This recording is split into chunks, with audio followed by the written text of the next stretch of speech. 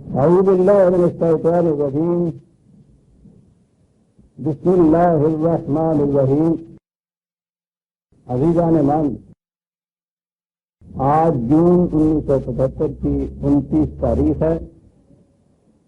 درس قرآن کریم میں گزشتہ 2 اشوارے ہم سورہ بنی اسرائیل کی ابتدائی آیات پر رہے، اور بنی اسرائیل کی داستان میں جو قرآن کریم نے اس میں کہا ہے نا کہ 2 دفعہ تم پہ تباہی آئے گی، ان تباہیوں کا میں نے ملخصاً ذکر کیا تھا۔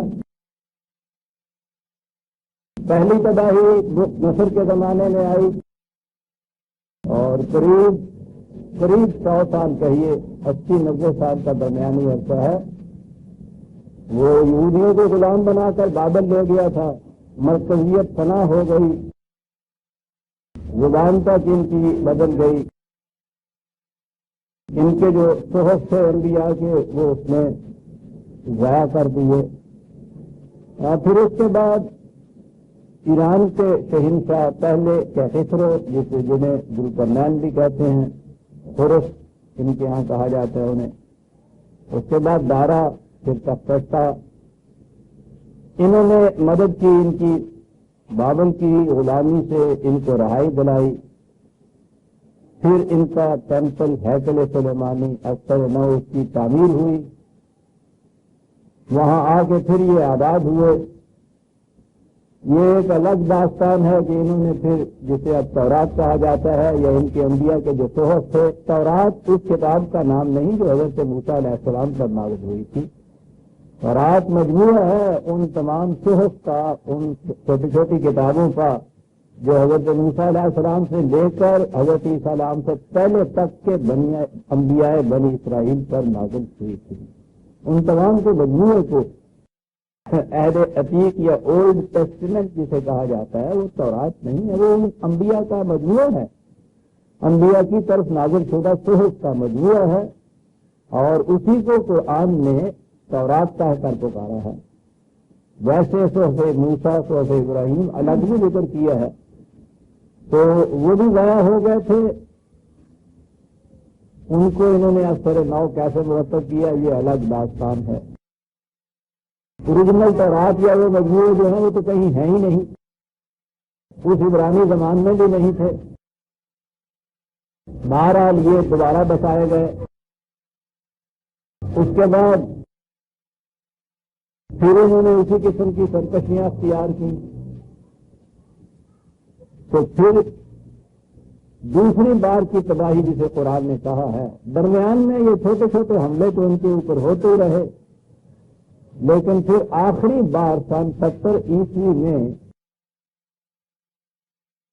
ٹائٹس نے، جو گورنر تھا رومن کا، اس نے بھی آخر میں آ کے حملہ کیا ہے، تو اس سے پھر اس نے سارے یروشلم کو، ان کے ہیکل کو، ان کی آبادیوں کو تباہ کیا اور وہاں سے ان کو نکال دیا۔ پھر یہ دوبارہ وہاں نہیں بچ سکے، یہ صرف اب بچے ہیں دوبارہ۔ اس کے بعد قریب 2000 سال کا عرصہ آوارہ یہودی جسے کہا کرتے تھے، ڈیوانڈرنگ جیو، نام ان کا یہ ہو گیا تھا، کہیں ان کا مسکن ہی نہیں تھا، کہیں بسیرا ہی نہیں تھا ان کا۔ تو جو قرآن نے کہا ہے نا، غربت علیہم الذلۃ والمسکنۃ اینما ثقلت، جہاں کہیں گئے یہ ذلت و مسکنت کی مار ان کے پیچھے سائے کی طرح لگی رہی۔ یہ ان کی داستان ہے، بڑی ہی عبرت آمیز داستان ہے اس میں، جس سے نظر آتا ہے کہ جب امتوں کا مرکز فنا ہو جاتا ہے، باقی نہیں رہتا، تو پھر اس انتشار میں ان کی کیفیت وہ ہو جاتی ہے، جبہارو کے تن کے جب ان کی رسی ٹوٹ جاتی ہے تو ان کی کیفیت ہو جاتی ہے۔ یہ 2000 سال تک ان کی یہی کیفیت رہی۔ نزول قرآن کے وقت میں ان کی یہی صورت تھی۔ پہلی تباہی کے بعد قرآن کریم نے اب بنی اسرائیل کی، سورہ بنی اسرائیل کی 6 آیت جو ہے میرے سامنے، ثم رددنا لکم الکرۃ علیہم وامددناکم باموال وبنین وجعلناکم اکثر نفیرا۔ تو دوبارہ تم آگے بسے ہو تو پھر ہم نے تمہیں، پھر زندگی تمہارے عروج وردہ میں داخل کی، پھر تمہاری مدد کی، کچھ دولت بھی بڑی، کچھ تعداد بھی تمہاری بڑی، اور تم نے اپنی آنکھوں سے دیکھ لیا جو ہم نے کہا تھا کہ ان احسنتم احسنتم لانفسکم وان اسأتم فلہا۔ یہ ایک عظیم بنیادی اصول ہے قرآن کے قانون مفاہمات عمل کا کہ اگر تم ہمواریاں پیدا کرنے والے کام، حسنات جسے کہا جاتا ہے، بھلائیاں جس کا ترجمہ کیا جاتا ہے، اگر تم نے ایسے کام کیے تو احسنتم لانفسکم، وہ خود تمہارے ہی بھلے کے لیے ہوگا، کسی دوسرے کے لیے نہیں۔ اور اگر تم اس کے خلاف، جسے برائیاں کہا جاتا ہے، ناہمواریاں کا پیدا کرنے والے، تفریق پیدا کرنے والے کام تم نے کیے، فلاح، اس کا وہ رال بھی تمہارے اپنے ہی اوپر آ کر پڑے گا۔ نہ کسی کے اچھے کام تمہیں فائدہ دیں گے، نہ تمہارے برے کام کسی اور کو تباہی لائیں گے۔ یہ جو بنیادی اصول ہے قرآن کا، یہ ہے جو مادہ الامتیاز ایک خط ہے مذاہب میں اور دین کے اندر۔ مذاہب کی صورت یہ ہے کہ ناہمواریاں پیدا کرنے والے وہ کام اس قسم کے کرتے چلے جاؤ، اور زبان سے اس کے بعد یا اللہ میری توبہ اور استغفار کے الفاظ نکال لیجیے تو چلیے وہ سب مٹ جاتے ہیں۔ اور پھر دوسری طرف یہ کہ دوسروں کے نیکی کے کام جسے آپ کہتے ہیں، وہ ایصال ثواب سے دوسروں کو پہنچ سکتا ہے، ثواب پہنچایا جاتا ہے، بس بالکل قرآن کے خلاف تصور ہے۔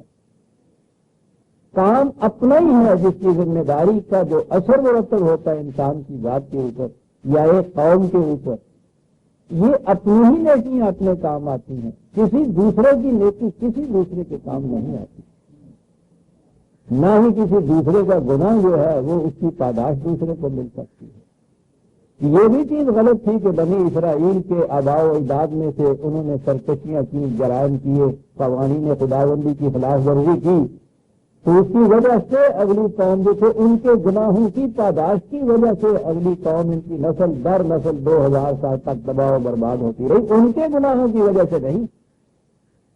ان کے جو جرائم تھے ان کی تو ابتدا اسی سے ہو گئی، پہلی دفعہ بخت نصر کے ہاتھوں تباہی ہوئی، آخری مرتبہ یہ ٹیٹس کے ہاتھوں تباہی ہوئی، وہ تو تھا اس نسل کا، ان لوگوں کا۔ اس کے بعد جو ان کی تباہی ہے یہ ان کی اپنی سرکشیاں، معصیت کوشیاں، جرائم پیشیاں، یہ اس کا نتیجہ تھا۔ یہ نہیں تھا کہ ان کے گناہوں کا اثر 2000 سال تک باقی رہا۔ یہ ٹھیک ہے تباہی قوم کے اوپر آتی ہے تو اگلی نسلیں جو ہیں وہ تباہی کی حالت میں پیدا ہوتی ہیں، لیکن اگر وہ اپنی حالت کو سنوار لیں تو ان کے بزرگوں کے جو جرائم تھے ان کا اثر کوئی ان کے اوپر نہیں ہوتا۔ یہ جو پھر نسل در نسل یہ ہوتا چلا جاتا ہے، یہ اپنے ہی یہ معصیت کوشیاں ہوتی ہیں جن کا نتیجہ یہ ہوتا ہے۔ یہ چیز ہے قرآن نے جو کہی۔ اب دوسرا جو تھا فائدہ جاء وعد الآخرۃ، دوسری بار کی تباہی کے متعلق جیسا میں نے پچھلی دفعہ کہا تھا، بڑی سخت تباہی تھی۔ وہ لوگ آئے، جیسا انہوں نے کہا ہے قرآن میں بھی، ان کی بستیوں میں داخل ہوئے، چن چن کے تلاش کر کر کے ان کو تباہ و برباد کیا، گھروں سے نکالا، گھروں کو مسمار کیا، بستیاں تباہ کی، مرکزیت فنا کی، اور ان کو ڈھور ڈنگر کی طرح یہاں سے چلا کے لے گئے، اور پھر واپس یہ بسے نہیں ہیں۔ اب آ گیا نزول قرآن کا زمانہ۔ اس وقت سوال پیدا یہ ہوا، یعنی ابھی کوئی 500 سال کا ہی عرصہ ہوا تھا ان کی اس تباہی کو، وہ سن 70 عیسوی کا ذکر تھا، یہ سمجھ لیجیے کوئی 570 عیسوی کا، یہ 6 صدی کا یہ زمانہ ہے حضور کا۔ تو اس میں یہ کہا عسیٰ ربکم ان یرحمکم، پھر ایک موقع آ گیا ہے کہ تمہاری حالت پھر سنور جائے۔ راستے میں ایک موقع آیا تھا حضرت عیسیٰ علیہ السلام کی بات ہے، انہوں نے ان کو یہ دعوت دی تھی، یعنی ان کے زمانے میں بھی ان کی حالت کچھ ایسی اچھی نہیں تھی، روبہ زوال تھے، تو انہوں نے بھی ان کو دعوت دی تھی کہ تم دین حق کو پھر اگر قبول کر لو تو تمہاری تباہی پھر مبدل مرقع الحالی ہو سکتی ہے۔ پھر موقع دیا جاتا ہے، تو انہوں نے بجائے اس کے کہ اس موقع سے فائدہ اٹھائیں، الٹے ان کی جان ہی کے لاگو ہو گئے، تو اس سے بھی انہوں نے فائدہ نہیں اٹھایا۔ یہ جو موقع ان کے ہاتھ سے نکلا ہے تو اس کے بعد 70 عیسوی میں یعنی حضرت عیسیٰ علیہ السلام کی بعثت کے 70 سال کے بعد قریباً اس کے بعد یہ تباہی آئی ہے، کیونکہ انہوں نے اس موقع کو گنوا دیا تھا۔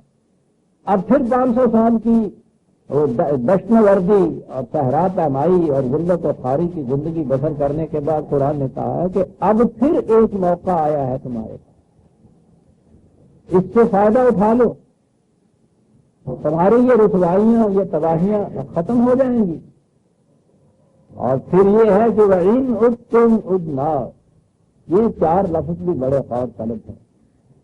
میں اکثر و بیشتر اس کو دوہرائے چلا آ رہا ہوں کہ قانون مکافات یا کسی کے جرائم کی سزا جسے عام طور پر کہا جاتا ہے وہ سزا نہیں ہوتی، وہ اس کا نتیجہ ہوتا ہے۔ ہوتا یہ ہے کہ ابتدا انیشیٹو جو ہے وہ انسان کی طرف سے ہوتا ہے۔ جہاں یہ براہ پہ کھڑا ہوتا ہے خدا کا قانون آگے نہیں بڑھتا، وہ پیچھے ہوتا ہے۔ مثال کے طور پر یہی سمجھیے، یہ سیدھے راستے کے اوپر چل نکلتے ہیں تو اس کے اچھے نتائج پیدا کرنے والا جو قانون ہے وہ ان کے پیچھے چل سکتا ہے، اس کی تقویت ان کو حاصل ہوتی چلی جاتی ہے۔ یہ غلط راستے کی طرف مڑ جاتے ہیں تو اس کا وہ قانون مکافات کے ان کے غلط اقدام کے جو نتائج پیدا کرنے والا ہے وہ ان کے پیچھے لگ جاتا ہے۔ یہ وہ پہل نہیں کرتا ہے، یعنی خدا اتنی مطلق قوتوں کا مالک ہونے کے باوجود سمجھنا چاہے تو میں یہ کہوں گا انورٹڈ کاماز میں جیسے کہا جاتا ہے کہ اس میں وہ مجبور ہوتا ہے، وہ پہل نہیں کرتا، انسان صاحب اختیار ہوتا ہے۔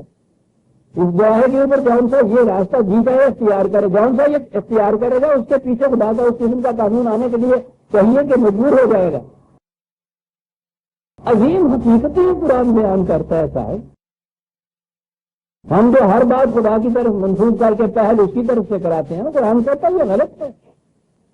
اسی لیے وہ کہتا ہے ما قدمت لغد، تم نے آنے والے کل کے لیے جو آج پیش کیا ہے، آنے والے کل جو ہے اس وقت ہمارا قانون اس کے مطابق نتیجہ برآمد کر کے دکھا دے گا۔ جو تم پیش کرو گے آج، یہ ہم نہیں کریں گے کچھ بھی، اس میں جیسا تم کرو گے ہمارا قانون اس کے مطابق نتیجہ پیدا کر دے گا۔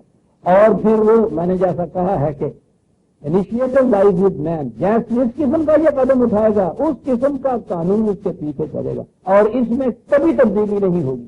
یعنی اسے تو یہ انسان کو تو یہ اختیار حاصل ہے، اس دفعہ یہ صحیح راستے پہ چلا ہے، آگے پھر تو راہ کوئی اور آ گیا، اس کو اختیار ہے کہ یہ غلط راستے کی طرف مڑ جائے، یا اگر یہاں سے غلط راستے پہ قدم اس کا پڑ گیا ہے تو اسے تو اختیار ہے کہ اگلے براہے کے اوپر ہی صحیح راستے کے اوپر آ جائے۔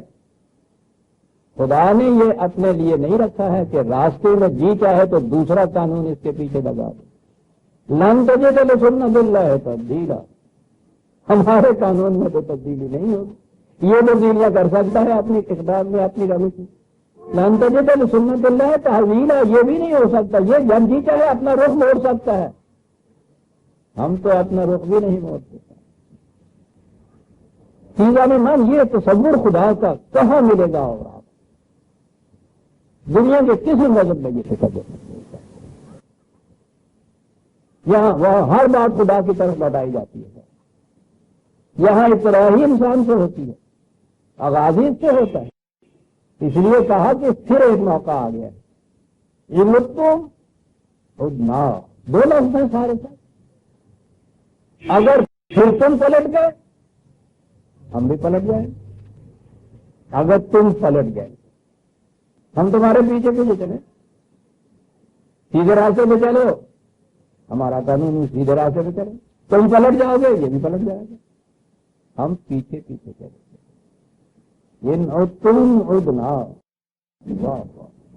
اور پھر عربی زبان کا ایک قطار تھا، یہ لڑا سے وہ سیڑھوں کے بدلنے سے کہیں بات کر جاتی ہے۔ تم عدنا لفظ ہی وہی استعمال کیا ہے، تم وہی قرآن اقبال میں، تو اگر دیگر شوی وہ دیگر تقدیر کے متعلق بیٹھے ہوئے رونا روتے ہوئے، تم اگر تم دیگر ہو گئے، تو اگر دیگر شوی وہ دیگر تم بدل جائے وہ بدل جائے، تقدیر بدل جائے۔ وجعلنا جہنم للکافرین حصیرا، اگر تم بدل گئے تو پلٹ گئے تو یاد رکھو ہم بھی پلٹ جائیں گے، ہمارا قانون پلٹے گا، پھر کیا ہوگا؟ پھر کہا کہ وہ راستہ آگے سے بند ہو جائے گا، زندگی کی دور میں چل نہیں سکو گے۔ قرآن نے جہنم کے متعلق میں نے آپ سے کہا ہوا کہ جنت اور جہنم تو بات ہی اتنی کی ہے، انسانی ذات نے، انسان نے ابھی بڑی مزید ارتقائی منازل طے کرنی ہے، مرنے کے بعد بھی یہ سلسلہ شروع ہوگا۔ ابھی تو یہاں جو انسان کی زندگی موجودہ ہے اس میں تو بات شروع ہوئی ہے، ابھی زندگی کا ابتدائی دور ہے جس میں کہ اس کو ذات یا نفس یا خودی یہ دی گئی ہے جو آگے چلتی ہے، اس سے پہلے کی مخلوق میں یہ بات نہیں تھی، اس میں ہے یہ چیز کہ یہ آگے چلے گی، یہ تو پہلی منزل ہے اور بالکل تیاریوں کی منزل ہے، یہ تو آگے بڑھنا ہے، جسے جنت کہا جاتا ہے اور آگے بڑھنے کے راستے ہیں۔ وہاں کہا گیا ہے کہ ان کی پیشانی کا نور ان کے راستے روشن کیے چلا جائے گا، تو آگے چلنا ہی ہے تو راستے روشن ہوں گے نا، جہاں رہنا ہی ہے جہاں بیٹھنا ہی ہے وہاں آگے راستے روشن ہونے کا کیا سوال ہے۔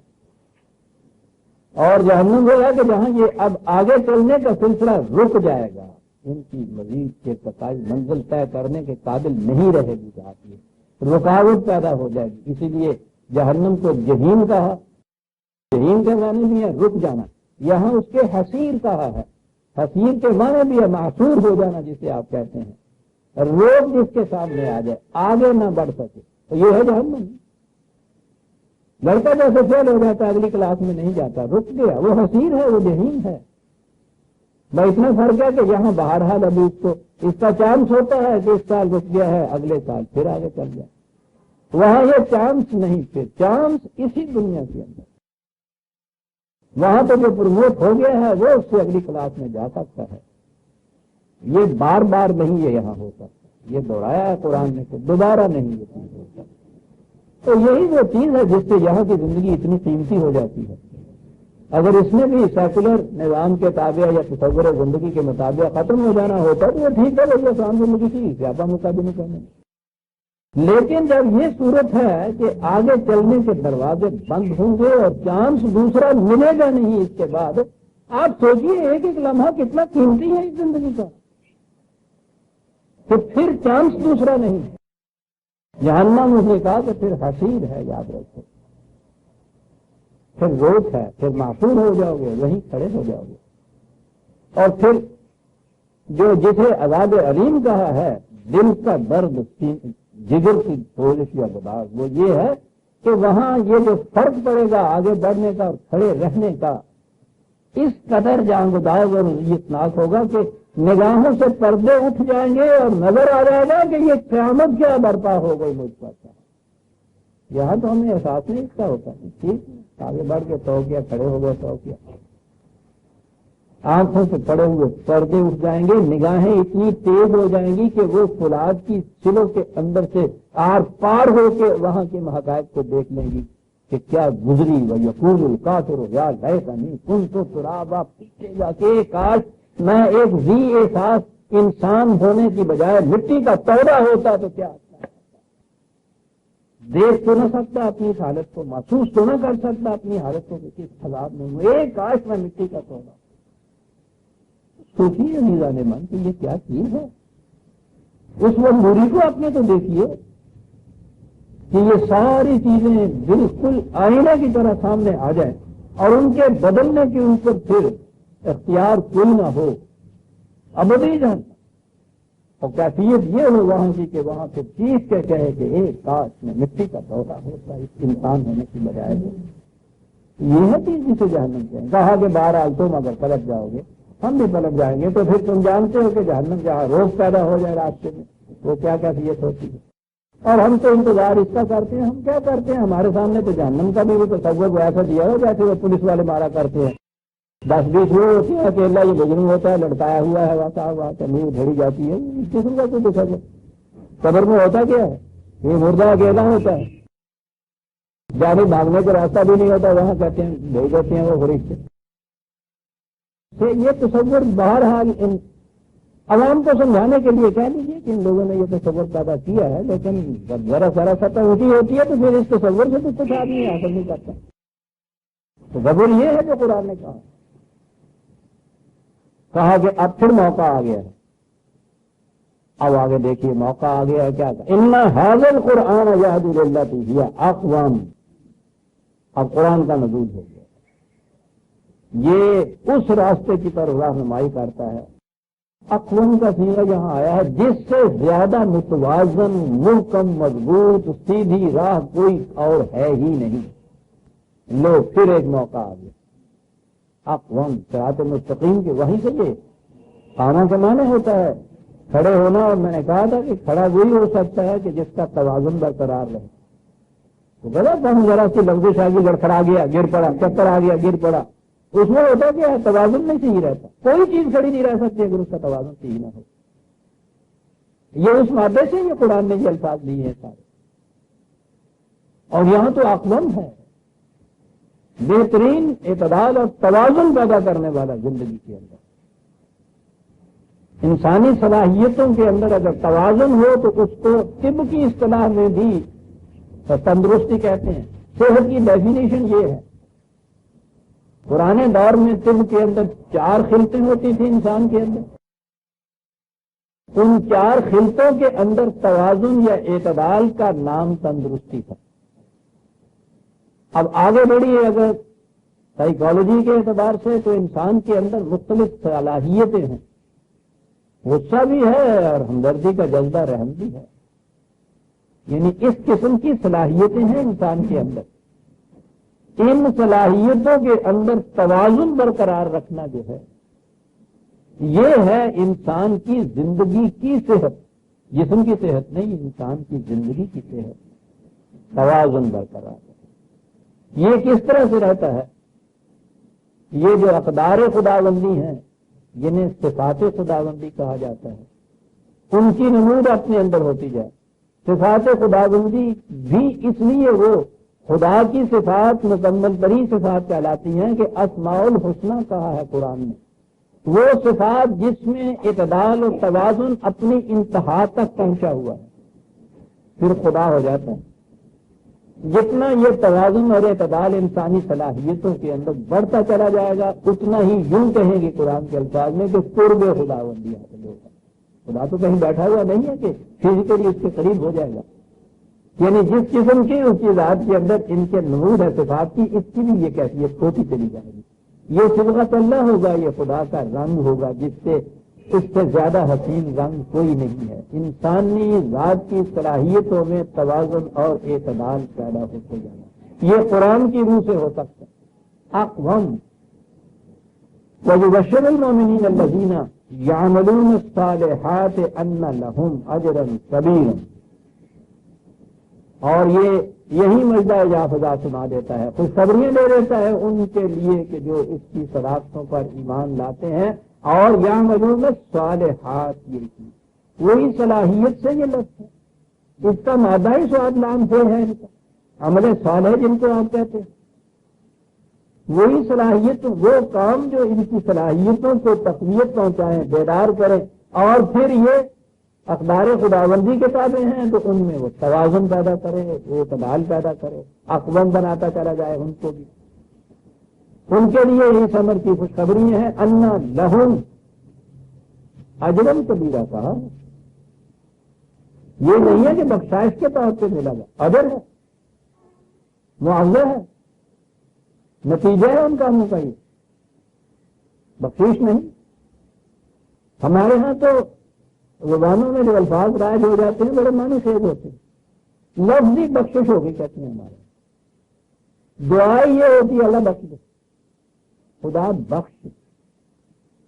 یعنی ہم بیچتے فی سبیل اللہ ایسے گداگر واقع ہوئے ہیں ہم. یہاں کی ساری زندگی بھی بخشش پہ ہی گزر جاتی ہے. آٹا بھی مانگ کے کھانتے ہیں. 1 سال کہیں بخشش بند ہو جاتی ہے تو پوچھنے کے لیے قیامت آ جاتی ہے. اور پھر اس سے چیزیں کہ مرنے کے بعد جنت بھی بخش دے. دیکھتے ہیں آپ کہ جو ہم لفظوں میں کبھی غور نہیں کرتے, ہر ایک ہم میں سے یہی دعا مانگتے ہیں, بخشش کی دعا مانگے, یا اللہ بخش دے, بخش دے. کہتا ہے اجرن کبیرہ. یہاں تو محنت کی مزدوری ملتی ہے.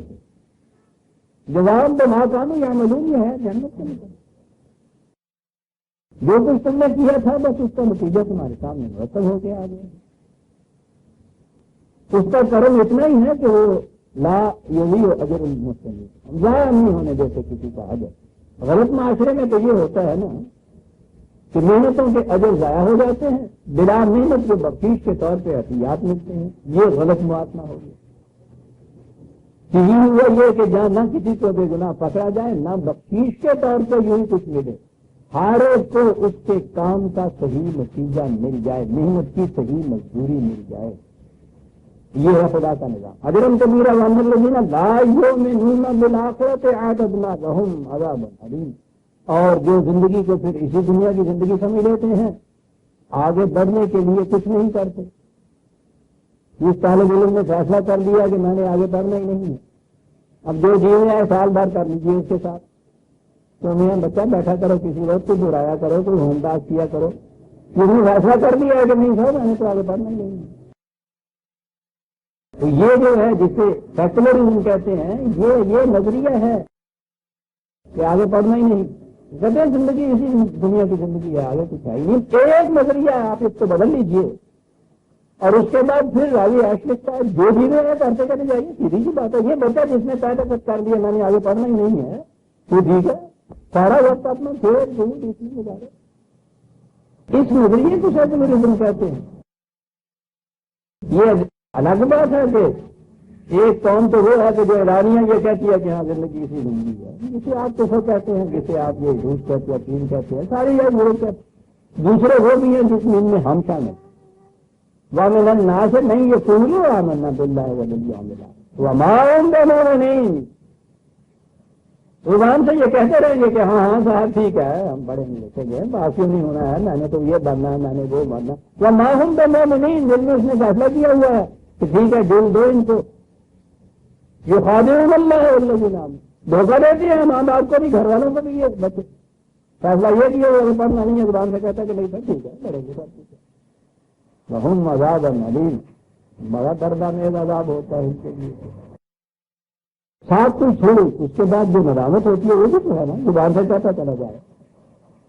اس کے بعد یہ پردے گھٹ جائیں کہ صاحب بالکل جھوٹ بولتا تھا، دھوکہ دیتا تھا. عذاب علیم ہے اس کے لیے. کہاں اب یہ فیصلہ ہے؟ یہاں عذاب علیم بڑا دردناک ہے، بڑا نقصان ہے. ابھی بات آگے ایک بڑی عجیب آ گئی. کون سی بات عجیب نہیں آتی اس میں؟ کھڑے ہو کے سوچیے تو عجیب بات نظر آتی. ہر شخص اپنا نفع چاہتا ہے، کوئی شخص اپنا نقصان نہیں چاہتا. ہر شخص سے مراد ہے وہ جو صاحب عقل و ہوش ہے. کیونکہ پاگل کے متعلق تو ہمارے یہاں ڈیفینیشن یہ ہے، پاگل ہو گئے ہیں، اپنا نفع نقصان بھی نہیں سوچ رہے. یہی ہے نا پاگل کی ڈیفینیشن، اپنا نفع نقصان نہیں سوچ.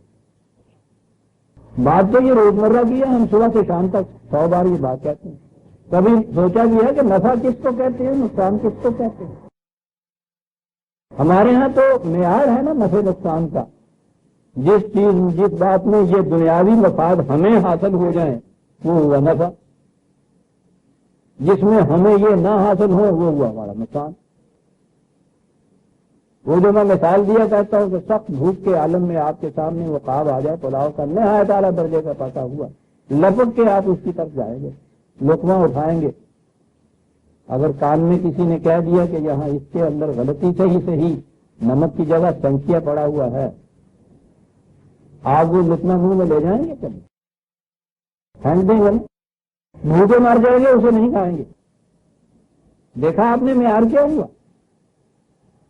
بھوک کے مقابلے میں آپ کی زندگی زیادہ عزیز ہے آپ کو.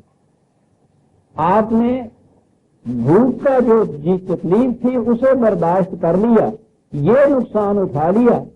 جان کو محفوظ کرنے کا جو نفع تھا وہ نہیں جانے دیا. جو اس کو کھا لے گا وہ فوری طور پہ تو اس کی بھوک تو ختم ہو جائے گی، لیکن مستقبل کل ہی جو اس کا آنے والا ہے جان کی طرف ہلاکت ہو جائے گی. ہوا نا نقصان؟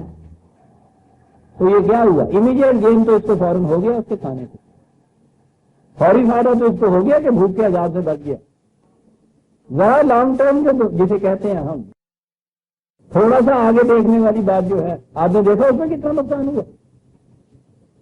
کہا ہے قرآن نے کہ انسان جب اپنے پیمانوں سے نفع و نقصان کو ماپتا ہے تو اس کی صورت یہ اس شخص کی ہو جاتی ہے کہ جو اس پلاؤ کے اندر پڑے ہوئے نمک اور تنکیے کا جس کو علم نہ ہو، جسے یہ علم نہیں ہوگا، آپ دیکھتے ہیں کہ فوراً لگتے گا فوراً وہ کھا لے جائے، جسے یہ حقیقی علم نہ ہو کہ کس چیز سے نفع ہے یا نقصان ہے۔ انسان ہمیشہ پیش پا استادہ نفع کے پیچھے لپکتا ہے، فوری حاصل ہو جانے والا، ذرا دور نگاہ نہیں اس کی جاتی، آج کی سوچتا ہے کل کی نہیں سوچ۔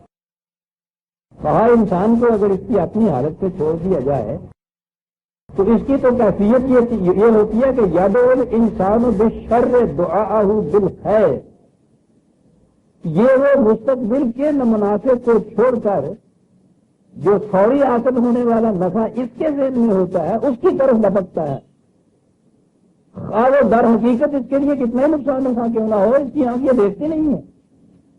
یہ کیوں ایسا کرتا ہے؟ تو کامل انسانوں عجولا بڑا ہی اجرت پسند واقعہ ہوا، امیڈیٹ گین چاہتا ہے، شبہ شب ملینئر بننا چاہتا ہے۔ معاشرے کی تباہی اسی سے آتی ہے نا، یہ گھٹنیوں بھی نہیں چلنا تھا، یہ ہماری مملکت ہمارا معاشرہ۔ قوموں کی زندگی میں 25 سال 28 سال 30 سال کا عرصہ آگ جھپٹنے کا عرصہ ہوتا ہے، قوموں اور مملکتوں کی زندگی تو صدیوں سے ناپی جاتی ہے۔ یہ کیا ہوا ہے یہاں؟ ہر شخص نے یہ کوشش کی عجولہ فوری حاصل ہو جائے، فوری حاصل ہو جائے۔ لوٹ میں یہ ہوتا ہے محنت کرنی نہیں پڑتی، فوراً مال آ جاتا ہے کافی۔ لوٹ اور ڈاکے کی قسمیں مختلف ہوتی ہیں۔ کروٹ فارم تو اس کی یہ ہوتی ہے کہ سڑک کے اوپر چلتے ہوئے بات کو روک لیا تھے سادوں سے، چلتے ہوئے راہ بھیڑ کو روک لیا، وہ اکیلا ہوا، آپ چار ہوئے چین۔ بڑے پیمانے پہ تو وہ ہوتا ہے نا پھر یہ جو تجارت اور یہ سوداگریاں اور یہ سارا کچھ ہوتا ہے، یہی ہو رہا ہوتا ہے نا، ہر دکاندار گاہک کو لوٹتا ہے۔ یہ جو بیوپار ہے، یہ جو دکانداری ہے، کتنے دن چلتی ہے؟ اگر آپ کو معلوم ہو جائے کہ صاحب قیمت تو اس کی تھی 10 روپے اور اس شخص نے ہمیں دھوکہ دے کے 15 سال کر دیے، وہاں 10 میں ملتی ہے، کبھی آپ دوسری بار اس دکان پہ بھی جائیں گے؟ ایک دفعہ تو اس نے جلد بازی میں ڈوڑا لے لیا، کما لیا۔ یہ جو اس نے ڈوڑا آپ کو دھوکہ دے کے کمایا ہے، یہ خیر ہے؟ اس کا شر کو دعوت دے رہا ہے۔ خیر تو وہ تھا، وہ تو دکان کہتا تھا مہاراج تغیر گوئی کا وبار ہے جی، پتہ نہیں آپ لوگوں نے ہماری نئی نسل نے تو دیکھا ہی نہیں ہے، وہ تاجر گوئی کا وبار ہے، سنیا گیا نا کسی بھی؟ انہوں نے وہ ایک لکھ لگا رکھا ہوتا تھا، ہمارا کاروبار زیادہ بکری چھوڑ نہ دیتے، یہ لانگ ٹرم تھی۔ ہندو کی یہ صورت نہیں ہو پاتی تھی کہ آج وہ لاکھوں میں کھیل رہا، کل ہی دیوالیاں ہو گیا، کبھی شاد اس قسم سے وہ آیا کرتے۔ میں نے تو یہ پیشہ استادہ مثالیں آپ کو دی ہیں۔ قوموں کی زندگی میں یہ ہوتا ہے، جب بھی قومیں محنت کو، پروگرام کو، لانگ ٹرم اپنی پالیسیوں کو چھوڑ کے امیڈیٹ گیم کی طرف آ جاتی ہیں، حاصل تو وہ کر لیتی ہیں، لیکن ان کی زندگی، اس کی عمر چند روزہ ہوتی ہے۔ کہا انسان کو اگر اپنی حالت پہ چھوڑ دیا جائے تو یہ جو پیشہ استادہ عادلہ مفاد ہیں، یہ ان کی طرف لپکتا ہے، ہاں آخر میں چل کے وہ کتنے ہی زہر آلود کیوں نہ ثابت ہو جائیں، اس کی نگاہ اس پہ نہیں جاتی۔ قرآن نے کہا یہ تھا کہ یاد رکھو سوداگری وہ بہتر ہے ما ینفع الناس، جس میں پوری نوع انسانی کا بھلا ہو، وہ ہے تجارت باقی رہنے والی۔ ہر فرد اپنے ہی فائدے کے پیچھے نہ لپک جائے، اسے دیکھ تو الناس کے لیے جو منفعت بخش ہوگی یہ بھی تو اس میں شامل ہوگا، ذرا وقت زیادہ لگے گا اس میں۔ اس نے کہا انسان کی کیفیت یہ ہے کہ اگر اس کو اس کی حالت پہ چھوڑ دیا جائے تو یہ اپنے نقصان کو اس طرح سے بلا کے گھر دعوت دے دے کے بلاتا ہے جیسا کہ اس کو اپنی منفعت کو یا فائدے کو بلانا چاہیے۔ لیکن یہ سارے پاگل تو نہیں ہوگا، یہ تو سمجھتے یہی ہے نا کہ ہم اپنے فائدے کی بات کر رہے ہیں۔ یہ جو بیٹھا ہوا ناصر مشفق اور وہ جو ٹکرے مار رہا ہوتا ہے اس کے ساتھ کیا کر رہا ہوتا ہے؟ اس کو سمجھا رہا ہوتا ہے کہ حقیقت میں تمہارا فائدہ کس بات میں، یہ جو رسول آتے تھے اور قوموں سے یہ کہتے تھے آگے کہ انا لکم ناصح امین، تو میں تمہارے بھلے کی کہہ رہا ہوں، تو یہ سمجھاتے کیا تھے؟ یہ پاگل تو نہیں ہوتے؟ ادھر ان کے مقابلے میں انہوں نے جو پیمانہ اپنا رکھا ہوا تھا کہ ذرا سا جھوٹ بولیے 1000 روپے رشوت کا جیب میں آ جاتا ہے، 6 مہینے کی تنخواہ ہوتی، ذرا سا دیانتدار بنیے اور پھر اس کے بعد دیکھیے اس تنخواہ میں گزارا کیجیے۔ واقع آتے ہیں وہ یہ کہتے تھے، قرآن نے معیار یہ دیا کہ ٹھیک ہے تھوڑے دنوں کے لیے فاقہ کر لو، کسان کے گھر میں اگر ایک ہی بوری گیہوں کی رکھی ہے جو بیج کے لیے اس نے سنبھال کے رکھے گی اور بونے کا آ جائے وقت، گھر میں ہو آٹے کی کمی، مفاد عاجلہ تو یہ ہے کہ وہ بوری کو لے مشین پہ لے جائے، بچوا کے لے آئے، رات کو پراٹھے پکنے لگ جائیں گے، بالکل ٹھیک ہے، اور جب وہ فصل پکنے کا زمانہ آئے گا تو ایمان بالآخرت یہ ہے کہ اس وقت برداشت کر لیں ان تکلیفوں کو، بیج کو بو دے جاتے 6 مہینے مشقتیں تو اٹھائے گا، اور 6 مہینے کے بعد جو پھر منفت ہوگی آپ دیکھیں گے کہ وہ کیا ہے۔ اب اگر پیمانہ یہی ہو کہ صاحب بھوک نہیں رہنی چاہیے تو پھر آپ کو پکتی چاہیے، اور دوسرا اس کے اوپر ہو کہ نہیں صاحب کوئی بات نہیں، میں بھوکا رہ لوں گا، میں ناجائز طریقے پہ ایک لقمہ بھی نہیں دوں گا، بچے بھوکے مرتے ہیں ٹھیک ہے، میری حالت سستا ہے ٹھیک، دیانتداری سے کاروبار کروں گا، نقصان کیوں نہ اٹھائے۔ آپ دیکھتے ہیں باقی محلے کے بازار کے دکاندار آپس میں بیٹھے ہوئے ہنستے ہیں پاگل ہو گئے دیکھیں گے کاروبار چلا لے گا۔ یہ جو قرآن نے کہا ہے ان لوگوں کے متعلق یستہزئون، یہ مذاق اڑاتے ہیں جماعت مومنین کا ادھر جا کے، یہی تو وہ مذاق ہوتا ہے جو ہمارے یہاں روز اڑتا ہے، پاگل ہو رہا ہے گھنٹہ دیانتدار آگے کا ہوتا ہے۔ ایک پوری جماعت ایسی اٹھ رہی ہوگی جو ان کو کہہ رہی ہو کہ تم تو اس قسم کے روزمرہ کی منفت کوشیاں کرتے ہو، ہم تو یہ نہیں کریں گے، تو بھوکے رہو گے جی، بھوکے مر جائیں گے، بال بچوں کو مشکل آ جائے گی، مشکلیں برداشت کریں گے، کتنی مشکلیں برداشت کریں گے، وَلَنَبْلُوَنَّكُمْ بِشَيْءٍ مِّنَ الْخَوْفِ وَالْجُوعِ وَنَقْصٍ مِّنَ الْأَمْوَالِ وَالثَّمَرَاتِ وَالْأَنفُسِ، فصلیں تباہ ہو جائیں گی، بھوک آ جائے گی، بھروسے میں داخل ہو جائیں گے، جانیں تک دینی پڑ جائیں گی، لیکن اصول نہیں چھوڑیں گے۔ یستہزئون کہتا ہے کہ یہ جو ہے منافق ادھر جاتے ہیں تو ان کا مذاق اڑاتے ہیں پاگلوں کی دیکھا کیا کہتے ہیں، نظام میں نصاب کہا جا رہے ہیں، وہ آوازیں دے رہے ہیں کہ دیکھو ہمیں کتنی خوشحال زندگی بسر کرتے ہیں، شکریہ تمہیں مبارک ہو، ہم تو ہماری کیفیت تو یہ ہے کہ انا للہ و انا الیہ راجعون، ہم نے طے کر دیا ہوا اپنے نفع نقصان کی بات جو ہم جانتے ہیں، ہم نے جو اپنے آپ کو اس مقصد بیان کے لیے وقت کر دیا ہوا ہے، آتی ہے یہ مشکلیں ٹھیک ہے، آنے نہیں دیے، نقصان ہوتا ہونے سے ہمارا ہر قدم اس کی طرف اٹھے جاتا ہے، وہ کہتے ہیں یستہزئون، قرآن کہتا ہے کیا کہتا ہے اللہ یستہزئون، یہ ہنس رہے ہوتے ہیں، ان پہ ہمارا قانون ان کا مذاق اڑا رہا ہوتا ہے، دیکھو کل کیا ہوگا اس کے ساتھ۔ یہ تو عام جماعت مومنین کی کیفیت کی استدعا کرتے تھے، آپ سوچئے کہ ان میں کا جو سب سے بڑا امام تھا، جو ان کا سربراہ تھا، جو ان کا نبی ہوتا تھا، وہ اس عمل کے اندر جس میں آپ کہتے ہیں کہ قدم قدم پہ نقصان ہوتا تھا ان کے معیار کے مطابق، وہ کس قدر جذب ہوتا تھا اپنی اس اصول پرستی اور اقدار کی پابندی کے اوپر، کتنے بڑے بڑے نقصان اٹھا رہا ہوتا تھا۔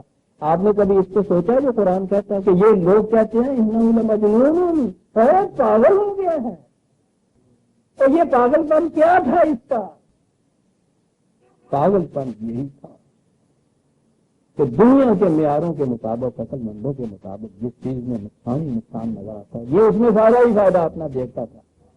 ہم جو کہتے ہیں اپنا نفع نقصان نہیں سوچتا، وہ اس پیمانے کی اس کے کاروبار کے اوپر یہ ہنستے تھے، کیا جیسے نہ مجنون، یوں تو ان کو پتا تھا کہ دنیا بھر سے سب سے زیادہ عقل مند یہی تھا، اپنے فیصلے مقدمات کے فیصلے اس کے پاس کراتے تھے، اپنے اختلافات میں اس سے مشورے دیتے تھے، جھگڑا ہو جاتا تھا تو اس سے آگے کہتے تھے تم ملاؤ۔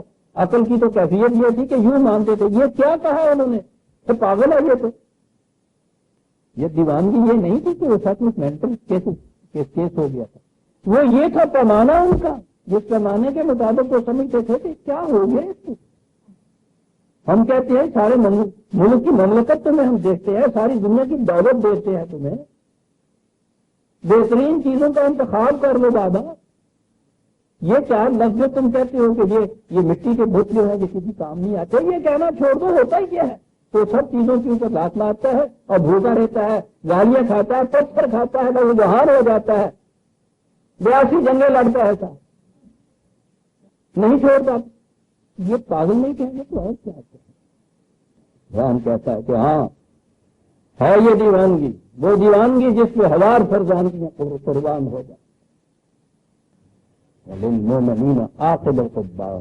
تم دیکھو کہ انجام کار کون پاگل تھا اور کون عقل مند تھا. کہ بل انسان وید الانسان بالشر دعاء بالخیر. اس لیے عزیزان من، حقیقی نفع اور نقصان کا فیصلہ انسان خود اپنے معیاروں کے مطابق نہیں کر سکتا. یہ صرف اپنی طبعی اور جسمانی زندگی مفاد کو مفاد سمجھے گا، اس کے نقصان کو نقصان سمجھے گا. قرآن اس کی حقیقی زندگی کے فائدے کی بات کرے گا اور نقصان کی بات بتائے گا. یہ خدا کی وہی بتا سکتی ہے، یہاں وہی کا محتاج ہوتا ہے انسان. اور اس میں یقین، نقصان ہو رہا ہے، یقین ہے کہ فائدہ ہوگا آخر میں جا. دعوت دینے کے بلاتا ہے شر کو، وقال الانسان وجہلا بڑا ہی جلد باز ہے. کیا مثالیں دے رہا ہے، اس کے سطح پہ بات سمجھاتا ہے. رات کی تاریکی ہے، گھبرا جاتا ہے انسان. وہ جسے ہمارے شاعر مریض شب ہجر کہتے ہیں کہ سحر ہی نہیں ہونے کو آتی. یہ کیوں جلدی، یا بیمار کی رات جسے ہم کہتے ہیں، وہ کیوں جلدی بچا رہا ہوتا ہے؟ کیوں بھی بچا چاہ رہا ہوتا ہے کہ ابھی دن نہیں چلا ہے، ابھی کتنی دیر ہے اس رات کی. رات کی تاریکی میں گھبراتا ہے نا انسان. وہ یہ کہتا ہے کہ یہ ٹھیک ہے، تاریکیاں آتی ہیں زندگی کی انسان کے اوپر، لیکن ذرا دیکھو تو صحیح رات اور دن کی گردش. جسے یہ یقین ہے کہ اس رات کے بعد صبح ہوگی، وہ مضطرب و بے قرار نہیں ہوگا رات کی تاریکی. جسے یقین ہے کہ صبح ہوگی. وجعلنا اللیل والنہار آیتین. کہتا ہے یہ بات سمجھنے کے لیے کہ جلد باز کتنا جلدی گھبراتا ہے، اور جس کی نگاہ یہ حقیقت پر ہوتی ہے، جسے ایمان بالآخرت ہوتا ہے. شام کی تاریکی کے وقت سے یہ ایمان کی صبح ہونی ہے، اسے ایمان بالآخرت کہتے ہیں. عزیزان مستقبل پر یہ یقین. اب سوچتے ہیں کس طرح سمجھا رہا ہے کہ دن اور رات کو تم نے کبھی دیکھا ہے؟ رات یقین نہیں ہوتا. یہ تھا نا وہ جس نے کہا تھا کہ شب ہجروں سے جاگنے والوں کیا کرو گے اگر سحر نہ ہوئی. لیکن جسے یہ یقین ہے کہ سحر ہو کے رہے گی، وہ کہتا ہے یہ تھی نا رات کی تاریخی کتنا ڈرانے والا تھی. فمحونا آیت اللیل وجعلنا آیت النہار مبصرۃ. یہ بھی تم نے ایک نشانی دیکھی، تاریخی یہ تھی، لیکن اس تاریخی کے بعد دیکھتے ہو کس طرح سے افق سے ایک آفتاب ابھرتا ہے، ساری دنیا جگمگ جگمگ کرنے لگ جاتی ہے. یہ ہے آخرت پہ جس کا ایمان ہوتا ہے، وہ جانتا ہے یہ بات. پوری رات کی تاریخیاں اسے ڈراتی ہیں تو وہ یقیناً یہ کہتا ہے کہ کوئی بات نہیں ہے، افق سے ایک سنگے آفتاب آنے کی دیر، ٹوٹ کر مانند آئینہ بگڑ جائے گی رات. تو اس کا یقین ہوتا ہے کہ سحر ہو کے رہے گی. وجعلنا آیت النہار. ان چیزوں کو آیات کہتا ہے. کہتا ہے سمجھنے کے لیے دیکھو تو صحیح. رات کی تاریخی سمجھ ہی نہیں ہوتی، دن میں چڑھنا ہوتا ہے. یہ ہے ایمان بالآخرت. عزیزان ایمان، تاریخی سے گھبراؤ نہیں، صبح ہو کے رہے گی. تب تک وہ فضل من ربکم وَلِتَعْلَمُوا عَدَدَ السِّنِينَ وَالْحِسَابَ. دن چڑھے گا تو یہ پھر رات کی تاریکی، دن کا یہ روشنی، یہ گردش لیل و نہار کاہے کے لیے؟ یہ بھی فائدہ ہی کے لیے تمہارے. اس سے تم اپنا سارا حساب و کتاب رکھتے ہو، کیلنڈر بناتے ہو نا. دن اور رات پورا ہو جاتا ہے تو ایک دن کہہ دیتے ہوگی ایک ڈیٹ ختم ہو گئی، حساب رکھتے ہو. اس سے سارا زندگی کا کاروبار اس حساب کے اوپر چلتا ہے. تو یہ حساب تو اسی طرح سے ہی ہے نا. اگر سرمدی طور کے اوپر دن ہی دن رہے حساب کرنے کے پیمانے ختم ہو جائیں تمہارے، اس میں بھی تمہارا ایک فائدہ ہو. انما مع العسر یسرا، انما مع العسر یسرا، یاد رکھو تکلیف کے بعد کی آسانی ہی ہے جو حقیقت میں آسائش بہم پہنچاتی ہے. گھبراہٹ میں اس نے کی ہے. ہمارے غیر متبدل قانون پر نگاہ رکھو کہ رات ہوئی ہے تو دن چڑھے گا ضرور. یہ خدا کا غیر متبدل قانون، اور یہ اس لیے ہے کہ اس سے تم دن گنتے ہو، حساب رکھتے ہو. کہاوت اللہ شان فصل نہ ہو تفصیل. کہا دیکھا کہ ہم نے کتنا بڑا اہم مسئلہ تھا، خیر و شر کا، نفع اور نقصان کا، عاجلہ مفاد کا اور مستقبل کے خیر کا، کتنا اہم مسئلہ تھا. ہم نے تو کبھی غور نہیں کیا.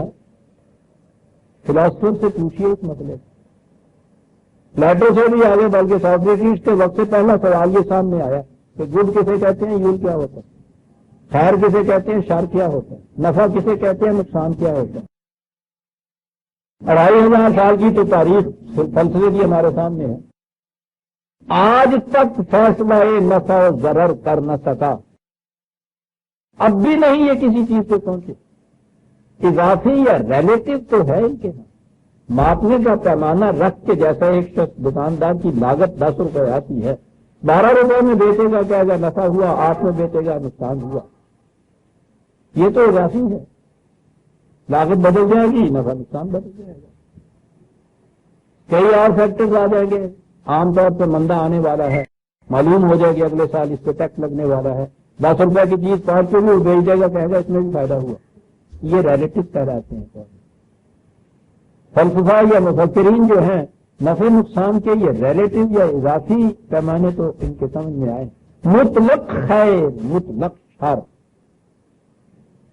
ہر حال میں نفع بخش، ہر حال میں نقصان دے، اسے مطلق کہتے ہیں. یہ معلوم نہیں آج تک ہوتا. فکر عاجز، فلسفہ فکر انداز ہے. آج بھی یہ اسی مقام کے اوپر کھڑے ہیں جس مقام پہ پہلا مفکر کھڑا تھا. خیر و شر کا مسئلہ، نفع اور نقصان کا مسئلہ. قرآن کہتا ہے کہ یہ ہے خیر اور شر، اور وہ تو ایک فکرے میں سمجھا رہے. اسے کہیں لکھ چھوڑیے گا، خیر کسے کہتے ہیں اور نفع یا نقصان کیا ہوتا ہے. اس نے پیمانے دیے ہیں جنہیں اقدار کہا جاتا ہے. اقدار کے معنی پیمانے ہیں، جمع ہے قدر کی، قدر کے معنی پیمانے ہیں، جنہیں ویلیوز کہا جاتا ہے. ویلیو ہی ہے نا جس سے ہم نفع نقصان مانتے ہیں. قدر کہا ہے اسے. اس نے کہا ہے کہ ہم نے مستقل اقدار دی ہیں. اس قدر کے جو قدر ہم نے دی ہے، اس کے مطابق جو کام ہوگا وہ مطلق خیر ہوگا، جو اس کے خلاف ہوگا وہ مطلق شر ہوگا. ماپنے کا پیمانہ قدر کے معنی ہے. انا انزلنا فی لیلۃ القدر. یہ تاریکیاں ہی تاریکیاں دنیا میں تھی. کیا تاریکیاں یہ تھی؟ اخبار نہیں ملتی تھی، قدر پیمانہ نہیں ملتا تھا ماپنے کا، نفع نقصان کا. اس تاریکی میں انسانیت تامک تویاں مار رہی تھی، راستہ نہیں ملتا تھا. سارے فلسفہ تاریکی میں، رات کی تاریکی میں چلا جا رہا ہے. عزیز مان، فکر انسانی کو راستہ نہیں ملتا.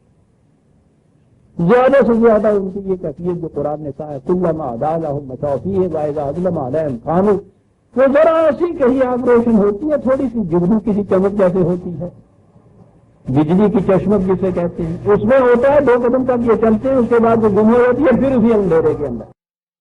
تاریخ فلسفے کی، فکر انسانی کی ہے ہی ہے. تاریکیوں کے اندر کیا تاریکیاں ہیں اس کی؟ یہ کیا ہے وہ ظلمت جس کے اندر یہ چلا جا رہا ہے. قدر یا پیمانہ ماپنے کا نہیں مل رہا. عزیزان من، کسی فلاسفر سے یہ قائد دے کے پوچھیے، تڑپ اٹھے گا کہ کیا کہہ گیا ہے قرآن. ساری تلاش ان کی اس پیمانے کی ہے جس کی روح سے، مستقل پیمانہ جس کی روح سے ماپا جائے کہ نفع کسے کہتے ہیں، نقصان کسے کہتے ہیں. ریلیٹو یا اضافی نہیں، مطلق وہ ہو، ہر عام میں وہ مستقل قدر ہو. انا انزلنا فی لیلۃ القدر. یہ جس میں وحی ملی ہے تمہیں خیر من الف شہر. فلسفے کے 1000 مہینے سے یہ ایک شخص کی چشمک ایک سر کی پیمانے دے دیے ہم نے. رات کی تاریخیوں کے بعد یہ حتہ مسئلہ ہے فجر پیمانے دے دیے، دن ہی دن ہو گیا، اشرقت الارض بنور ربها، زمین اس رب کے نشو و نما دینے والے کے نور سے جگمگا اٹھی، پیمانہ دیا ہے اس نے ناپنے کا۔ جو کام آپ کا اس کی دی ہوئی اقدار کے مطابق ہے وہ خیر ہو سکتا ہے کہ امیڈیٹ نقصان آپ کو ہو۔ وہ امیڈیٹ نقصان کس کا ہوگا؟ یہ جسم انسانی کا نقصان، فزیکل لائف کا نقصان، یہ صرف نقصان ہوگا اس کے اندر۔ وہ حقیقی فائدہ کس چیز کا ہوا ہے؟ وہ کہ جس نے اس کے بعد بھی آگے چلنا ہے، اسے باقیات الصالحین کا قرآن کہتا ہے، صالحات، وہ صالح اعمال، وہ صلاحیتیں پیدا کرنے والے کام جو باقی رہنے والے ہیں، یہ تو ختم ہو جانے والے۔ کہتا ہے بڑا فائدہ ہو گیا تمہیں زندگی، کبھی زندگی کا کتنے دنوں کا فائدہ ہو گیا جی؟ جتنی جی چاہے لمبی عمر کر لیجیے، یہ تو ختم ہو گیا۔ جب یہ ختم ہوا تو اس کے ساتھ سارے اس کے فائدے بھی ختم ہو گئے۔ اتنا بڑا فائدہ اٹھا کے جو اتنا بڑا اعلیٰ درجے کا سوٹ بنوایا تھا، جس کی سلائی بھی رینکن نے 1000 روپیہ لے لی تھی، آخری دم کے بعد پہلی چیز یہ ہوتی ہے کہ وہ کپڑے اتار لیتے ہیں، یہ سارا پہنا ہوا زیور بھی اتار لیتے۔ یہ جتنے بھی مفاد آپ کے تھے اس طویل زندگی کے، یہ محلات جو آپ نے اتار دیے، یہ موٹریاں جو آپ نے بنا دی، یہ دولت جو انداز جمع کر دیے، اس نے کہا سمجھانے کے لیے کہ نفع نقصان سمجھنا چاہتے تھے، ٹھیک ہے، جس دن بھی یہ دام برابر ہو جاتا ہے اس دن تم دیکھتے ہو کیا ہوتا ہے، جسے تم میرا کہتے تھے وہ سارا یہاں رہ جاتا، یہ تو منہ فرادا، اور تنہا تمہاری ذات جو ہے وہ ہمارے ہاں آ جاتی۔ تو اگر اس میں کچھ اچھے اچھے زیور، عمدہ عمدہ کپڑے، عمدہ دولت اس کے پاس کچھ ہوگی، وہ تو لے کے آگے چلی جائے گی۔ یہ جتنا کچھ تھا وہ سارے کا سارا عارضی تھا، وقتی تھا، ہنگامی تھا، یہاں ختم ہو جائے گا۔ ٹھنڈے دل سے کسی وقت بھی انسان سوچے تو یہ ایسی چیزیں نہیں ہیں جس کے لیے کسی سقراط کے دماغ کی ضرورت ہو، وہ ہر ایک وقت پتہ ہے، روز اپنے ہاتھوں سے مردے میں ہلاتا ہے۔ خود اسے تم کفن کو دے دو تو وہ کفن کے ساتھ آتا ہے، نہ دو تو اس کو وہ بھی میسر نہیں ہوتا، وہ کبھی بھی نہیں ہوتا کہ اس کے بعد وہ یہ کہے کہ سچے ناس تمہارا میرے ٹرنک بھرے ہوئے رکھے ہوئے ہیں، مجھے تم ننگ برنگ بھیج رہے ہو وہاں قبر میں، وہ ایک عادت ہے دیکھنے دے اوپر، اس میں تو یہ بھی نہیں ہے، وہ بھی تمہاری دی ہوئی ہوتی ہے، دے دو تمہارا والا کرے۔ اور جو چیز آگے جا رہی ہوتی ہے قرآن کہتا ہے دیکھا عاجلہ کتنی ختم ہو گیا۔ ہر شے ہم نے بڑی وضاحت سے کہتا ہے، ہم سمجھاتے ہیں، دیکھتے ہیں کیسے وضاحت سے سمجھایا ہے اس نے اس بات کہ وقتی طور پہ اوپر جو تکلیف آتی ہے، نقصان آتا ہے، اس پہ چیخنے لگ جاتے ہو، نگاہ اس پہ نہیں ہوتی کہ اس رات کی تاریکی کے بعد دن چڑھے گا، وہ ہے آخرت پہ یقین۔ یوں سمجھایا ہے، اور یہ کہنے کے بعد کہ یہ جتنی چیزیں تم یہاں میری کہتے ہو وہ یہی رہ جانے والی، یہ عاجلہ ہیں، آگے کیا بڑھے گا رب دیکھتے چلے جائیے۔ عزیزان میں بنی اسرائیل کا قصہ چلا آ رہا ہے، کہا یہ جا رہا ہے کہ اب وہ قرآن آ گیا ہے جس کے ساتھ میں تمسک ہو جاؤ گے، پھر تمہاری زندگی میں تبدیلی آ جائے۔ اس تمسک کے ساتھ یقیناً ابتدا میں تکلیفیں اٹھانی پڑیں گی، ہر کسان کو محنت کرنی پڑتی ہے، مسلسل محنت کرنی پڑتی ہے، جو بوتا ہے جا کے اپنا دانا، جو پسوا لیتا ہے اس کو تو کچھ بھی نہیں کرنا پڑتا، محنت کرنی پڑے گی، گھبرانا جانا اس محنت سے۔ یہ رات کی تاریکی ہے، دن چڑھے گا ضرور۔ یہ عارضی ہنگامی جتنے نقصانات تم دیکھتے ہو، تکلیفیں دیکھتے ہو، یہ کبھی زندگی کی ہے۔ حقیقی زندگی جو ہے اس میں فائدہ ہی فائدہ ہے، یہ سب کچھ یہاں رہ جائے گا۔ اور اس کے بعد وہ کل انسان نظم نہ ہوتا ہے رہو فی انہوں ہی، وہ آیت جو میں نے اس سے پہلے بڑی تشریح سے یہ آیت بیان کی تھی، جسے اعمال نامہ کہتے ہیں، یہ سب کچھ یہاں رہ جائے گا، آگے کیا جائے گا؟ کہتے ہیں سمجھانے کی بات یہ کہنے لگے وہ ٹھیک ہے، وہ میں نے کہا تھا نا کہ جب ہمارے یہاں کوئی حفاظت کے ابھی سامان نہیں ہوتے تھے تو وہ دستاویزات، ڈاکومنٹس، اچھے اچھے قیمتی جتنی چیزیں ہوتی تھی ان کو لپیٹ لیا جاتا تھا، یہ سب چیزیں لپیٹی ہوئی ہوتی تھی، اور وہ ٹین کی ایک ہوتی تھی وہ ٹی وی تھی، اس میں اس میں وہ ڈالی ہوئی ہوتی تھی. وہ کہتا ہے کہ بس یہ سب کچھ یہاں رہ جائے گا, تم آؤ گے ایک چیز تمہارے ساتھ ہوگی, تمہارے گلے میں وہ پڑی ہوئی ہوگی گول, اس میں ہوگی ایک چیز, وہ کیا ہوگی؟ ساتھ تمہارا مالنا. یہ بھی نہیں کہا کہ ہاتھوں میں پکڑ کے لے آؤ گے. بے بسی کی یہ کیفیت ہے کہ وہ ہاتھ میں جواب دے جائیں گے, گلے میں طاقت باندھ کے لٹکایا ہوا ہوگا, بس تم آؤ گے اور ساتھ وہ ہو جائے گا. ٹھیک ہے جی, لپٹا ہوا ہوگا نا, لپٹا رہنے دیجیے. کہنے لگا نہیں, آگے وہ جسے تم قیامت کہتے ہو پتا وہ کیا ہوتی ہے؟ وَنُخْرِجُ لَهُ يَوْمَ الْقِيَامَةِ كِتَابًا يَلْقَاهُ مَنشُورًا. کچھ نہیں ہوگا اور قیامت میں.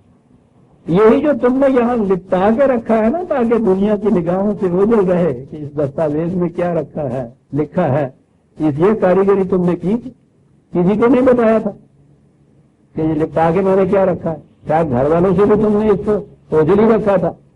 لپٹایا ہوئے لوگوں کی نگاہوں سے بس اتنا صحیح ہوگا کہ وہاں اس لپٹے ہوئے وہ کھول دیا گیا. یہ ہے وہ قیامت جو گزرے گی تم پہ. جیسا میں نے اس دن کہا تھا عزیزان مان, قرآن کہتا ہے یتعارفون, جن جن لوگوں سے معاملہ تمہارا پڑے گا سب وہاں موجود ہوں گے, پہچانتے ہوں گے ایک دوسرے کو, اور ان کے درمیان تمہارے وہ معاملے جو تم نے ان سے خفیہ کیے تھے, جھوٹ بولے تھے, فریب دیے تھے, بڑے ہمدرد اور غمگسار بنے ہوئے تھے, بڑے ناصح مشفق بنے ہوئے تھے, بڑے مقدس اور پرہیزگار بنے ہوئے تھے, حضرت صاحب بنے ہوئے تھے وہاں تمہارے. یہ کیفیت تھی, یہ لپٹے ہوئے تمہارے اعمال میں جو تھے اس کے اندر کی یہ چیز تھی. یہ سب موجود ہوں گے اور ان کی موجودگی میں اسے کھولا جائے گا. جیسا نے من, میں نے اس دن بھی یہ کہا تھا, کم از کم میرے احساس کے نزدیک تو اس سے بڑا جہنم اور کوئی نہیں سکتا. یہ کیفیت کتنا بہت بڑا بنا ہوا یہاں انسان, یہاں کسی کی ساری زندگی میں ایک جھوٹ اس کا باہر آ جائے, ایک فریب, ان میں جن کو یہ اپنا اس طرح سے ہمدرد غمگسار جن کا اپنا بنا ہوا ہے, ان میں یہ بات ایک دفعہ کھل جائے, ساری عمر آدمی منہ نہیں دکھا سکتا. سارے موجود ہو اور یہ لپٹا ہوا سامنے کھل جائے. یہ بھی ہو سکتا ہے کہ وہاں یہ ہو, کوئی اور پڑھنا شروع کر دے, تم کہو گے کہ نہیں صاحب یہ نہیں ہے, یہ نہیں لکھا ہوا ہمارا, کہتا ہے اس کی بھی ضرورت وہاں نہیں ہے. اقرا کتاب, تم سے کہا جائے گا کہ ہاں بھائی خود پڑھ کے سناؤ ان کو. ان بخش ربے کا لشدید, جو اس نے کہا ہماری گرفت ہڈیاں توڑ دیا جاتی ہے, یاد رکھو اتنی سختی سے پکڑا جاتا ہے, کتنی سختی سے پکڑا ہوا ہے, کوئی اور ساتھ نہیں, اکیلا عمال نامہ ساتھ ہے. وہاں سارے سامنے آ رہے ہیں, وہاں کھول دیا جاتا ہے, کھول کے کہا کہتا ہے کہ خود پڑھ, خود پڑھ دیا. فیصلہ ہی کوئی دوسرا سنانے والا ہو تو اس کے خلاف ہی پروٹیسٹ کچھ کریں کہ نہیں صاحب یہ جو میں نے کہا ہے لکھا گیا تھا, جو میں نے پڑھا ہے اس کا مفہوم یہ نہیں تھا, اس کا یہ فائدہ نہیں تھا, یہ کچھ نہیں. کہا یہ بات نہیں, پڑھ لی خود. کفا بنفسک الیوم علیک حسیبا, آپ ہی حساب کر اور آپ ہی فیصلہ کر لے پھر کیا تمہارے خلاف بات ہے. عزیزان من, اس سے زیادہ عدل اور انصاف پر مبنی فیصلہ کوئی اور بھی ہو سکتا ہے. میں تو شاعری کا ہوا جب وہ کہتا تھا تو پکڑے جاتے ہیں فرشتوں کے لکھے برلاحق, تو ہے نا ہمارا عقیدہ کہ دونوں بائیں بائیں قدموں پہ فرشتے ہوتے ہیں, کرامن کاتبین وہ لکھتے جاتے ہیں, تو پکڑے جاتے ہیں فرشتوں کے لکھے برلاحق. آدمی کوئی ہمارا دم تعریف بھی تھا, شاعری کرتا ہے, تو کہتا ہے آپ میاں والے کا آئیے تشریف لائیے, یہ جو آپ لائے ہو نا خود دستاویز اپنی, آئیے کھولیے دیکھیے تو صحیح, آپ کی لکھی ہوئی ہے کسی اور کی لکھی ہوئی ہے؟ یہی یاد ہے میری لکھی ہوئی. پڑھیے ذرا اس کو, خود ہی پڑھیے, آپ فرمائیے آپ خود ہی آپ کے ساتھ کیا کیا جائے. کفاؤ بنفسک الیوم علیک حسیبا, آج کسی اور نہ گواہ کی ضرورت, نہ کسی اور منصف کی ضرورت, اپنا مال نامہ آپ پڑھ اور آپ ہی بتا دے کہ تیرے ساتھ کیا کیا, خود اپنا حساب آپ کر. میں نے اس دن یہ بات کہی تھی, بڑی گہری بات ہے, آج کا سائیکالوجسٹ اس کو اپریشیٹ کر سکتا ہے کہ کیا کہہ گیا قرآن. یہ بات جو ہے ذرا گہری سی جاتی ہے. کفاب نفس کا یوم علیہ کا حسیبہ، تیرا نفس تیرے خلاف آج خود اپنا حساب کرے گا. یہ تیرا نفس کیا چیز ہے؟ تیرے خلاف کرے گا. کس کے خلاف کرے گا؟ یہ دو الگ الگ چیزیں کیا کہیں. تیرا نفس تیرے خلاف. میں نے کہا ہے نا کہ یہ 1400 برس پیشتر تو یہ بات دنیا میں بھی کہیں ابھی نہیں آئی تھی. یہ تو اس حال کی ہمارے دور کی یہ چیز سائیکالوجی نے یہ تحقیق کیا ہے کہ انسان کے اندر دو نفس کیا ایک ہی نفس ہوتا ہے، اس کی دو سطحیں ہوتی ہیں. ایک انکانشیس مائنڈ ہوتا ہے چھپا ہوا، ایک کانشیس مائنڈ ہوتا ہے. یہ سارا کچھ جو ہم کر رہے ہوتے ہیں کانشیس مائنڈ کے ذریعے، فریب دیا، جھوٹ بولا، اس کے جو نتائج ہوتے ہیں، کانسیکوینسز ہوتے ہیں، چھپائی ہوئی ہماری باتیں ہوتی ہیں، یہ نیچے ایک طے خانہ ہے جسے وہ انکانشیس مائنڈ کہتے ہیں. یہ کانشیس مائنڈ اس سے چھپاتا چلا جاتا ہے. جو قرآن نے کہا تھا وہ ما یقطعون الا بانفسہم، سمجھتے یہ ہے کہ ہم لوگوں کو دھوکہ دے رہے ہیں. یہ اپنے اس کانشیس مائنڈ کو دھوکہ دے رہے ہوتے ہیں. وہ نیچے والا جو ہے گھر کے اندر بیٹھا ہوا چور، اور ان کی اصطلاح میں وہ کہتے ہیں 9/10، 9/10 حصہ وہ ہوتا ہے. یہ تو اوپر 1/10 حصہ ہوتا ہے سارا. وہ سارا اس کے اندر چھپاتا چلا جاتا ہے. یہ جھوٹ بولا، یہ فریب دیا، یہ اس نے یہ دھوکہ دیا، یہ کچھ کیا، اس میں سارے اثرات وہاں ہوتے ہیں. یہ چیز ان کے ہاں کی، اس دور کی ہمارے ہاں کی اصطلاح. وہ جو چھپاتا ہے اس چھپانے سے ابھی یہ لوگ صرف یہاں تک پہنچے ہیں. بہت سی بیماریاں، جن بیماریوں کی کوئی تشخیص ہی نہیں ہو سکتی، ڈاکٹر جو ہیں طبی جسم والے وہ کہتے ہیں سب ٹھیک ہے. مریض کہتا ہے سب ٹھیک ہے، تم کہتے ہو کہ میری کیفیت یہ ہے کہ دن بدن ڈوبتا چلا جاتا ہوں. میں پتا اس کو بھی نہیں ہوتا کہ مجھے بیماری کیا ہے، کہ جی مجھے پتا تو نہیں ہے، پر کچھ کہوں میں ہو گیا ہو جاتا ہے. یہ سارے کہوں میں ہوں سی دادیاں جہاں وڈیاں نانیاں دادیاں انہوں کی اصطلاح ہوتی ہے کہ پتا کچھ نہ ہو کیا ہو رہا ہے، اب کہوں گے کچھ ہو جائے. وہ ڈاکٹر نے اس سے پوچھتا ہے کہ بتاؤ تو صحیح تمہیں کیا ہوتا ہے، کہ جی پتا نہیں ڈاکٹر صاحب میں تو بس بیٹھے ہوئے کہوں یہ ہو جاتا ہے. یہ جو ہوتا ہے یہ ہے انکانشیس مائنڈ جو کر رہا. آج یہ اس طرح ان کی نکلی کہ ہے کوئی بات آج ہونے کو کیسے کہہ رہے ہو، جی بہت چاہتا ہے رونے کو. اگر رونے کا کال معلوم ہو آپ کو تو آسان ہوتی ہے وہ تبدیلی. وجہ معلوم ہو کہ کیوں رونا ہے، اور اگر یہ صورت ہو کہ اس کی وجہ تو آپ کو معلوم نہیں ہے، رہنا کو جی چاہتا ہے، اس کا علاج آپ کیا کریں گے؟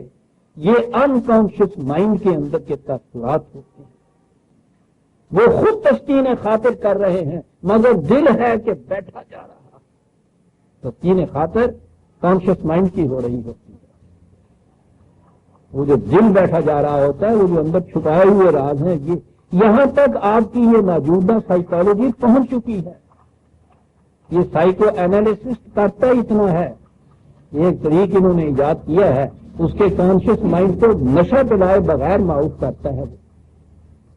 اور پھر اس سے اس قسم کے انداز کی وہ باتیں ہوتی ہیں کہ انکانشیس مائنڈ کوئی اپنا بھید زبان پہ لے آئے. بڑا دقت طلب اور طویل المیعاد ہوتا ہے یہ علاج، بڑے سکون صبر سے یہ سٹنگ سے کہتے ہیں دی اس نے اتنی، وہ کچھ نہیں ہوتا اس میں. وہ ایک چھپی ہوئی بات جس سے جی بہت چاہتا ہے رونے کو، وہ جو ہوتی ہے، اور اوپر شعور کو پتہ نہیں ہوتا، وہ اس میں سے وہ پھانس جو اندر ہوتی ہے اس کو کسی طرح سے وہ اوپر لے آتے ہیں، زبان پہ آتا. بعض زبان پہ وہ بات آئی اور معلوم ہو گیا تھا، اسے بتائیں یا نہ بتائیں وہ بات بتا دیتے ہیں کہ صاحب یہ اس کے خلاف اس کو یہ حسد ہے، یہ چیز دور کر دیجیے، اس چیز سے وہ دور ہوتی ہے اور اچھا ہو جاتا ہے. یہ ہے دو یہ انہوں نے کہا ہے. قرآن یہ کہتا ہے کہ اس دن ہوگا یہ جو لپٹا ہوا انکانشیس مائنڈ کے اندر یہ ساری چیزیں ہیں وہ ساری کی ساری اوپر آئیں گی. کانشیس مائنڈ اور انکانشیس مائنڈ کے اندر یہ جو آپس کی جنگ اس وقت یہ ہوگی. یہ ہے کفاب نفس کا یوم علیہ کا حسیبہ. تیرا انکانشیس مائنڈ آج تیرے شعور نفس کے ساتھ کانشیس مائنڈ کے خلاف آمادہ جنگ ہوگا اور ہر بات اس کے خلاف کھول کے رکھ دے گا. چور کا پترا ہے چوکھا دینا ہے.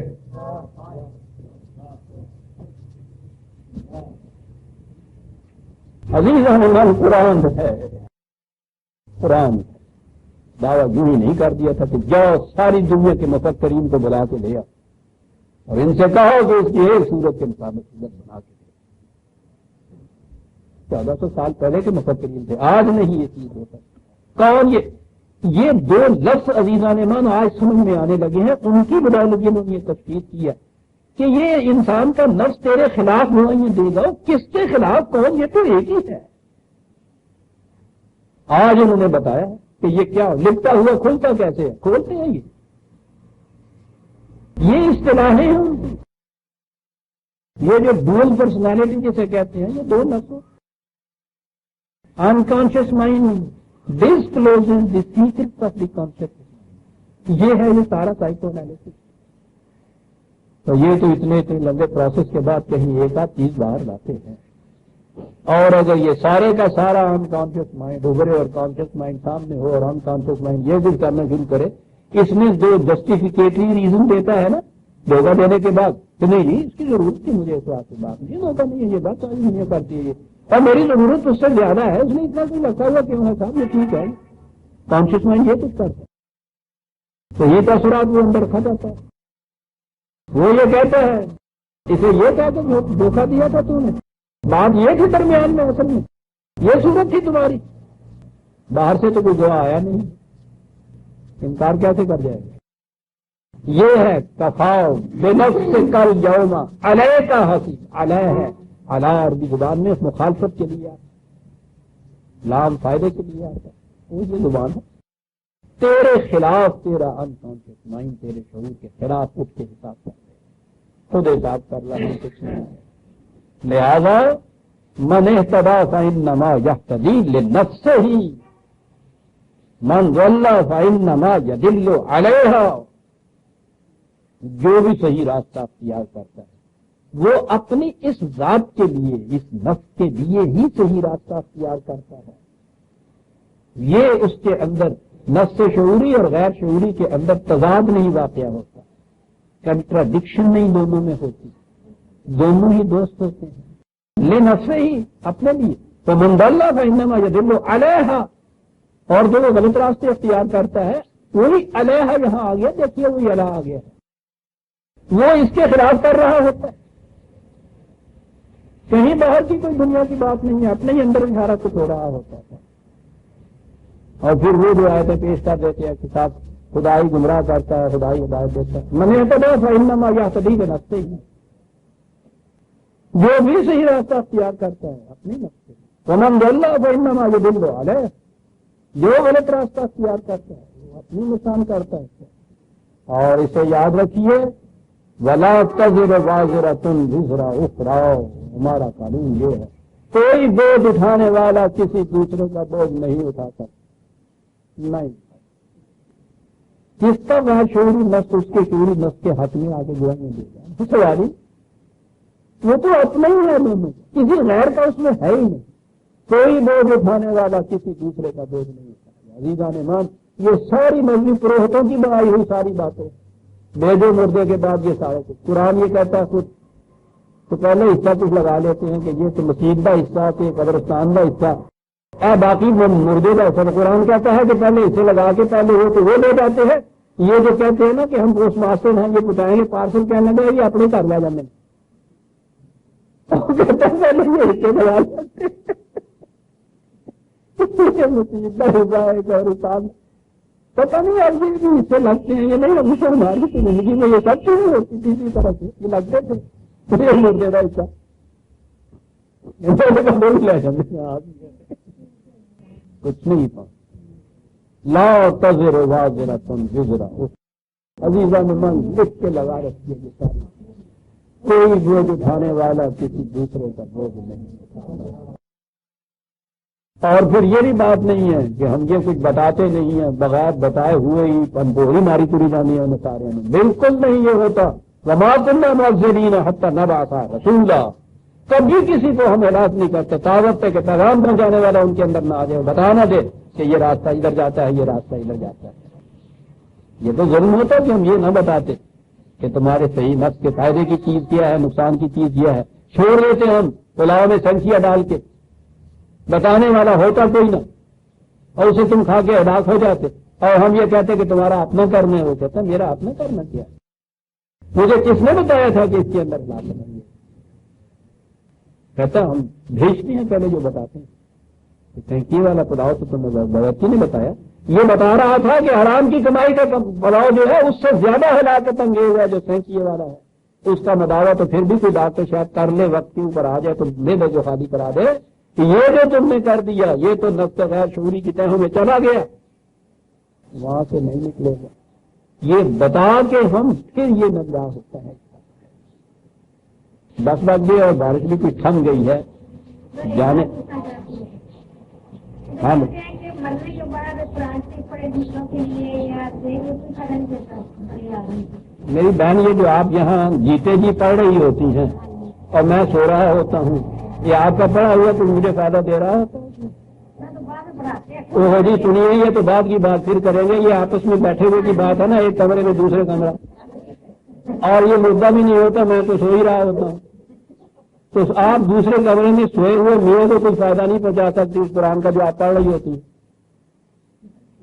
تو میں جو اگر کل مجھے مارتا ہوں تو پھر وہ آپ کا پڑھا ہوا مجھے کیا فائدہ؟ اور مولوی صاحب پڑھاتے ہیں نا، اس کے بعد جو ساتھ باندھ کے رکھتے ہیں، یہ بنٹن ساتھ جو چیزیں دیتے ہیں نا، یہ چیزیں بند کر دو کوئی مولوی نہیں آئے گا۔ حضرت ہاں سورہ بنی اسرائیل کی آیت 15 تک آ گئے، یہ ذاتی چیز تھی، آگے اس کے بعد ایک اجتماعی چیز آئے گی، ربنا تقبل منا انک انت السمیع العلیم۔